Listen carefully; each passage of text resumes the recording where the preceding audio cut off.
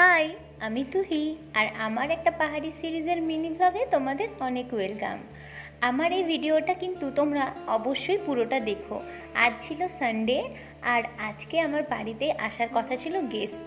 Guest বললে ভুল হবে, বলতে হবে বাড়িরই মানুষ, কাছাকাছি থাকি কিন্তু কাজের সূত্রে আসা আর হয়ে ওঠে না।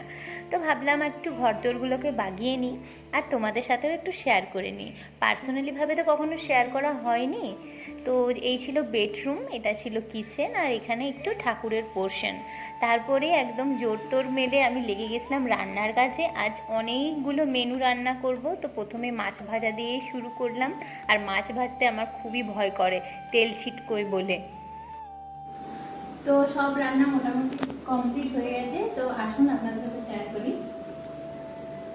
এখানে দেখুন, প্রথমে আছে এটা মুগের ডাল, এখানে আছে বেগুন ভাজা, এখানে আছে আমাদের ভাত, আর এখানে বাঁধাকপি হচ্ছে এখন, আর এখানে আছে আমাদের কাতলা মাছের মাছ পোস্ত।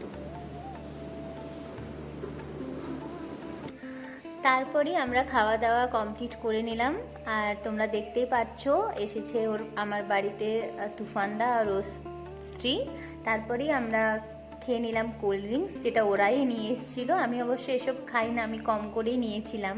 তারপরে তো জমিয়ে আড্ডা করলাম আমরা একদম 4 জন মিলে। তারপর বললাম চলো একটু বাইরে থেকে ঘুরে আসি। আমি নিয়ে গেছিলাম ওদেরকে নদীর পাড়ে, মানে আমাদের যে নদীর জায়গা আছে সেখানে।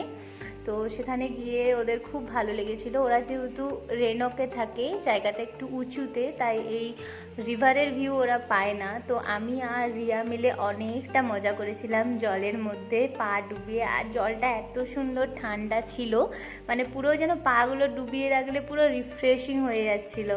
তো বাট বেশিক্ষণ তো রাখা যাবে না, এত ঠান্ডা যে ঠান্ডাও লেগে যেতে পারে। আর ওয়েদার এখানে যা হয় প্রত্যেক দিন বৃষ্টি, তাই আমরা মানে বেশিক্ষণ জল নিয়ে খেলা করতে পারিনি। তারপরে চলে এসেছিলাম মোমো খেতে, আর মোমো খাওয়ার পর ওরা চলে গেল ওদের বাড়ি। তো আজ এভাবেই কাটালাম। দেখা হচ্ছে নেক্সট ভিডিওতে, টাটা।